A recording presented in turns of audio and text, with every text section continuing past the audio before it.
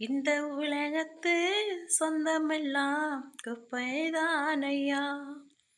என் சொந்தமே இயேசு, எனக்கு நீங்க போதுமையா. இந்த உலகத்து சொந்தமெல்லாம் குப்பைதானையா. என் சொந்தமே இயேசு, எனக்கு நீங்க போதுமையா. எத்தனை பேருங்க இந்த உலகத்து சொந்தம்லாம் குப்பை, ஏசப்பா நீங்க போதும்னு நினைக்கிறீங்க? ஆமென். என்னதான் நம்ம நிறைய சொந்த பந்தங்க கூட நம்ம நல்லா தான் பழகினாலும் ஒரு நொடியில் அவங்க தூக்கி போட்டு போயிட்டே இருப்பாங்கங்க. நீங்களும் நானும் ஆராதிக்கிற தேவன் அப்படி கிடையாதுங்க.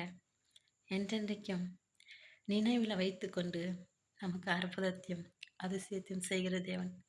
நம்ம கண்ணீர் வடிக்கும் போதெல்லாம் நம் தேவனை கர்த்தர் ஒரு தாயை போல, ஒரு தகப்பனை போல, அவங்களுக்கு மேலா நம் தேவனை கர்த்தர் நம் கண்ணீரை துடைப்பாருங்க. விசுவாசிக்கிறீங்களா? அந்த அனுபவத்தில் நான் இருந்தேங்க. எனக்கு துடைச்சாருங்க.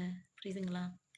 ஒவ்வொரு டைமும் நான் வேதனைப்பட்டு உட்காந்து அழுகும் போதெல்லாம் என் தேவனை கர்த்தர், மகளே நீ அழுகாத, நான் இருக்கிறேன்னு சொல்லி என் தேவனை கர்த்தர் என் கண்ணீரை துடைத்த தேவனுங்க.